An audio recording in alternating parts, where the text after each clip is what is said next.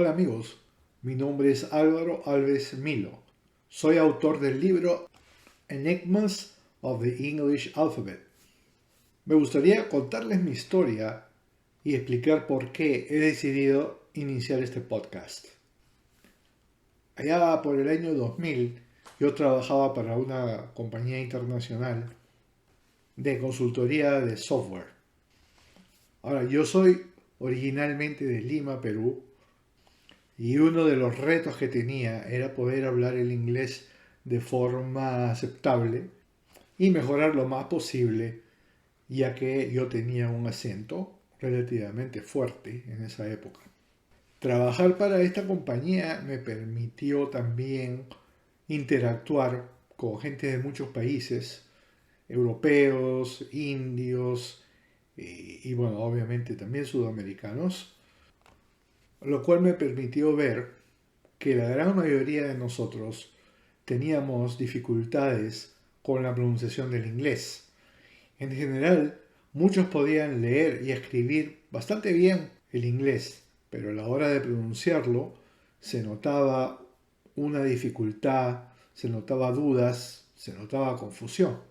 Bueno, yo al estar en Pensilvania lo tomé como una oportunidad de seguir mejorando mi idioma, mi pronunciación del inglés, ya que yo vivía en Miami, donde la gran cantidad de gente habla español. Y entonces es un ambiente un poco más difícil que estar en Pensilvania, por ejemplo, ¿no? Es un ambiente de inmersión. La intención de este podcast entonces es compartir mi experiencia y presentar una serie de datos que son relativamente desconocidos y que yo descubrí y me permitieron mejorar mi pronunciación del inglés en forma rápida y eficiente y me llevaron a escribir el libro Enigmas of the English Alphabet, que en español ha sido publicado como Secretos del Alfabeto Inglés. Bueno, esta historia comenzó en realidad cuando llegué a Pensilvania y quise visitar la estación del ferrocarril Reading. Si ustedes han jugado Monopoly alguna vez, recordarán que habían 4 ferrocarriles. Uno de ellos era el ferrocarril Reading, Reading. Entonces, estando ah, en Filadelfia está la estación del ferrocarril, que hoy en día es un mercado. Entonces, como buen turista, empecé a preguntar y le dije a una persona ahí en el mercado, le pregunté, "Where is the Reading Railroad Station?" A lo cual esta persona respondió mirándome de una forma un poco como con pena, un poco como que le hacía gracia, y me dijo, no es Reading, es Reading. Entonces yo le dije, pero ¿por qué? Toda mi vida Reading se ha pronunciado Reading y eso es lo que a mí me enseñaron. No entiendo por qué en este caso se pronunciaría Reading. Y él me respondió, I don't know, but that's the way it is. Es decir, no lo sé, pero así es. Bueno, esto a mí me causó una pequeña reacción y me motivó a averiguar más y a entender mejor por qué el inglés se escribe y se pronuncia de la forma que se hace. Mi punto de vista en ese momento, y creo que es de mucha gente, era que el inglés tenía que tener o debería tener ciertas reglas para poder escribir las palabras y que representaban de alguna forma cómo se deberían leer y que a mí no se me había enseñado todas las reglas. Entonces empecé a preguntar por cursos y alguien que me pudiera explicar por qué se escriben las palabras de la forma que se escriben y por qué se pronuncian de la forma que se pronuncian. En este caso en particular, como dije, por qué reading, Reading, a veces es reading y a veces es reading. Y esto solamente es un ejemplo de otros casos. Bueno, no conseguí una respuesta específica, una respuesta clara a mi pregunta, por más que pregunté. Entonces me dirigí al diccionario Merriam-Webster, que es uno de los diccionarios principales en el inglés, y les hice esta pregunta. Por fin logré hablar con el editor de pronunciación del diccionario, quien me dijo básicamente que él no conocía ningún libro que tratara sobre el tema explicando la relación entre la ortografía y el sonido en el inglés. Por supuesto, esto para mí fue una sorpresa aún mayor, porque si el mismo editor de pronunciación del diccionario Webster no conoce el tema, quiere decir que en realidad no hay ningún compendio, no hay ninguna obra que explique esto. Y esto es una cosa rara para un idioma mayor, un idioma grande como el inglés. Seguí investigando el tema y tratando de conseguir algún otro lugar, alguna universidad que explicara esto, pero básicamente era claro, ya que no existe un estudio sobre este tema. Una de las cosas que noté comparando diccionarios en inglés con diccionarios de otros idiomas europeos es que el diccionario en inglés tiene una llamada guía de pronunciación por cada palabra. Es decir, la palabra está escrita y al lado hay una serie de símbolos que no son necesariamente los símbolos del alfabeto con que está escrita la palabra, sino son símbolos a veces del IPA, que es el International Phonetic Alphabet, el diccionario fonético internacional, y que explican la pronunciación de cada palabra. Bueno, esto no sucede en ningún otro diccionario europeo. Los otros diccionarios simplemente definen las reglas o tienen símbolos especiales, símbolos diacríticos, que quiere decir que se escriben sobre la vocal o sobre la letra para mostrar la diferente pronunciación. Y una vez que entiendes estos símbolos y estas reglas, no es necesario representarlos en cada palabra. Bueno, seguí investigando y uno de los primeros libros que arrojaron más luz sobre este tema es un libro llamado Mother Tongue, que significa lengua materna, y escrito por Bill Bryson, quien explica en este libro el punto de vista que básicamente saben de la situación del, digamos, divorcio entre la palabra escrita y la hablada, pero que considera que no es necesario hacer nada al respecto y que así es como son las cosas y que no hay ninguna necesidad de cambiar nada.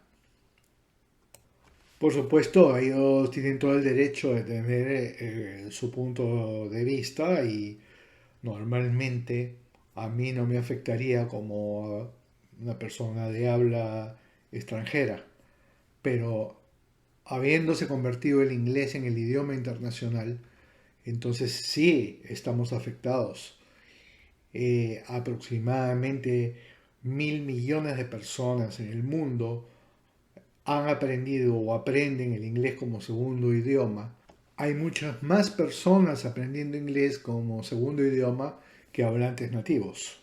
Bueno, yo seguí investigando porque siempre he tenido mucha curiosidad acerca del lenguaje en general y la escritura. Y siempre me preguntaba, ¿por qué los escribas ingleses representaban las palabras de cierta forma? ¿Y por qué se pronuncian de otra en muchos casos? En otros casos sí se pronuncian como se escriben. ¿Por qué esta diferencia? Bueno, consultando con otros lingüistas y haciendo otros estudios, descubrí varias reglas antiguas del latín que fueron utilizadas por los escribas ingleses, por ejemplo, el uso de doble consonante para cambiar los sonidos y otras similares. Esto me permitió aislar los sonidos básicos que se usan en el inglés y la relación que existe con cómo las palabras fueron escritas. Esto me permitió mejorar mucho mi pronunciación, Yo ya tenía algunos años en Estados Unidos y tenía una pronunciación relativamente buena, pero por más que hacía, lo primero que me preguntaban era ¿de dónde eres?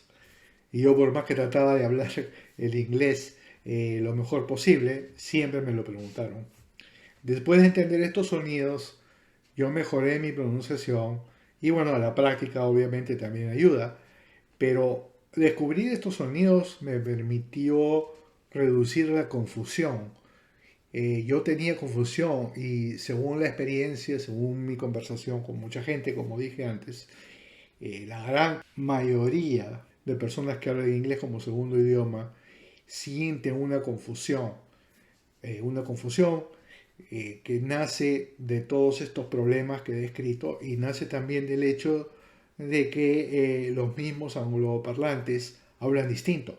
Si uno habla con un inglés, con un británico, habla con un australiano, habla con un americano, y si es americano puede ser que del norte, del sur, etcétera, van a tener pronunciaciones a veces bastante diferentes.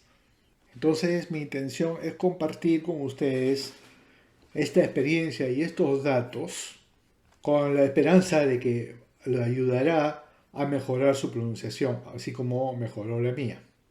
Además, son datos bastante interesantes que son poco conocidos. Poca gente conoce, por ejemplo, que existe un sonido llamado la schwa, que es el sonido vocálico básico cuando la boca está relajada y que este sonido está en más del 60% de las palabras del inglés y sin embargo no es indicado en ningún lado en su ortografía y en general no es enseñado en los cursos tradicionales del inglés. En esta serie de podcast vamos a tratar diversos temas, incluyendo las peculiaridades del inglés comparado con otros idiomas, un poco que ya hemos discutido ese tema, pero hay más peculiaridades que podemos explorar. Vamos a revisar la tradición del escriba occidental, básicamente la tradición del escriba latín, del escriba griego, aún del hebreo, que todos ellos tenían las mismas 5 vocales que también se usan en el español. Entenderemos por qué se usan estas 5 vocales solamente en el alfabeto latino.